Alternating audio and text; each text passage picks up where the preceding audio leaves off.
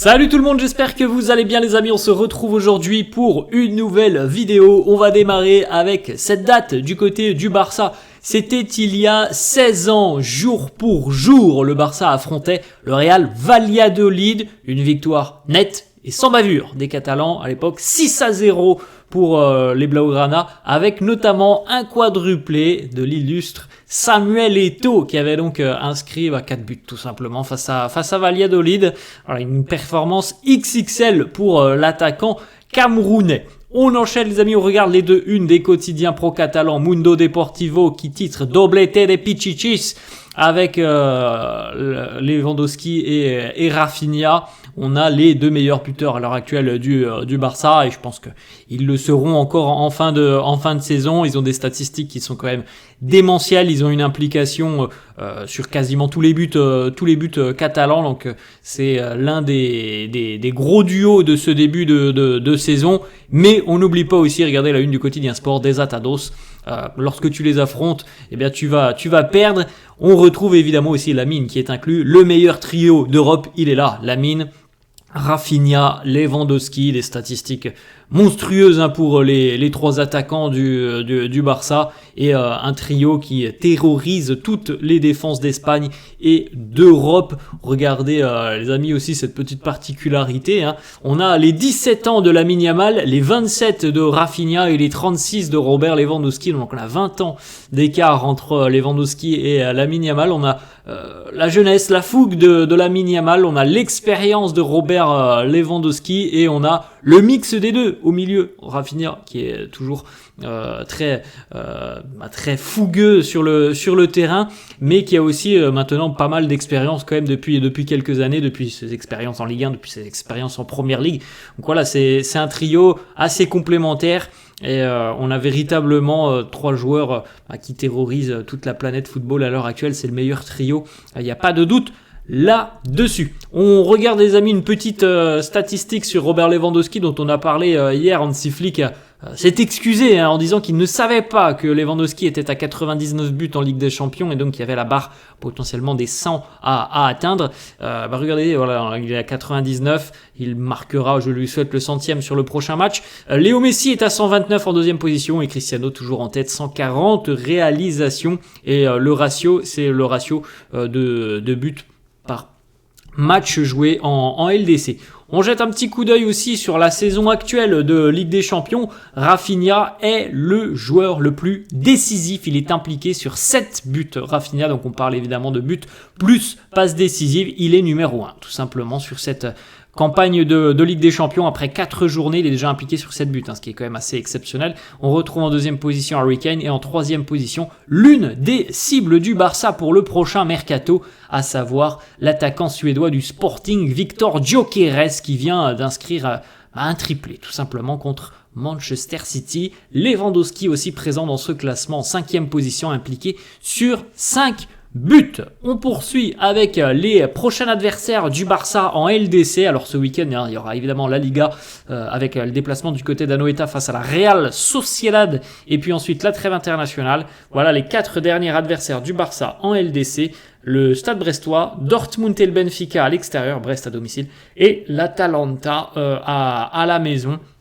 L'objectif étant évidemment de prendre le plus de points possible au vu du calendrier du Barça. Voilà, on peut penser que face à Brest, alors malgré les résultats très positifs du Stade brestois en Ligue des Champions depuis le début de saison, je pense que personne n'attendait de Brest qu'ils aient 10 points après 4 matchs en Ligue des Champions. Mais là quand même, je pense qu'il va y avoir une marche supérieure pour les Brestois avec ce match face au Barça et puis par la suite voilà Dortmund, le Benfica et l'Atalanta.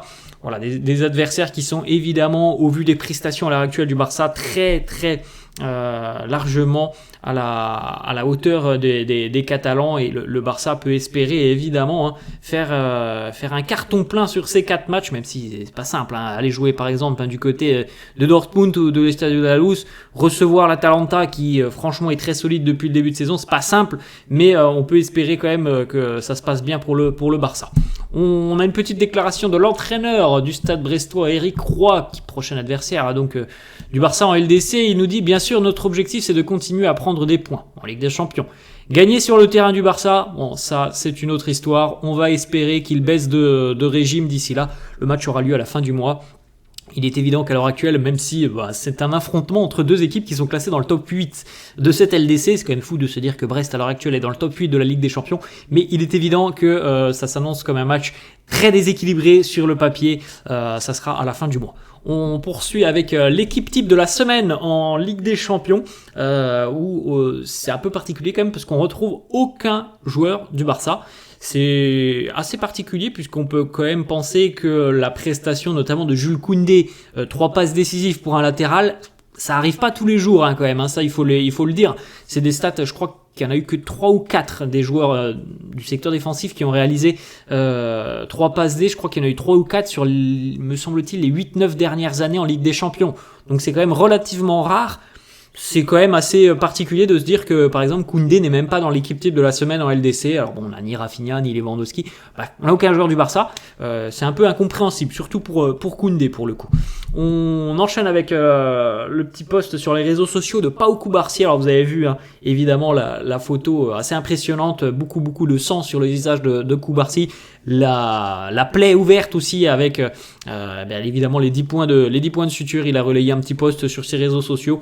Tout pour l'écusson. Voilà, il s'est battu jusqu'au sang pour le Barça. Ça nous a fait penser un petit peu, il y a quelques années en arrière maintenant, il y a plus d'une décennie, à ces fameuses images de Carles Puyol aussi, qui avait déjà joué une rencontre en ayant un petit peu le visage ensanglanté. La participation de Cubarsí face à la Real Sociedad ce week-end, on peut pas assurer évidemment que le jeune défenseur sera présent. Si il joue, ça devrait, c'est du conditionnel, se faire sans masque.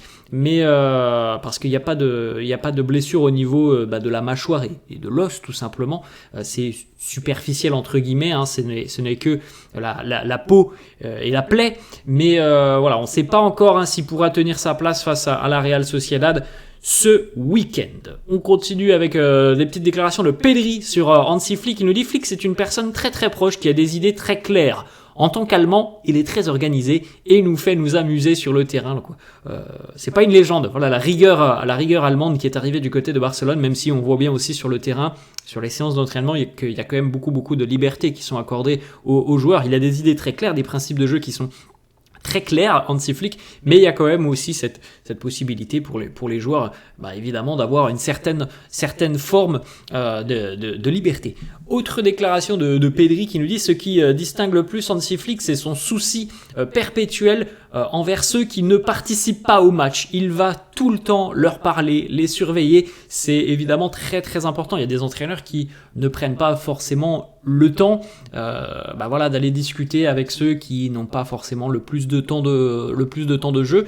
Et là, c'est vrai qu'on a un entraîneur qui réussit à concerner tout son groupe. C'est repris par beaucoup de joueurs, les qualités humaines d'Hansi Flick.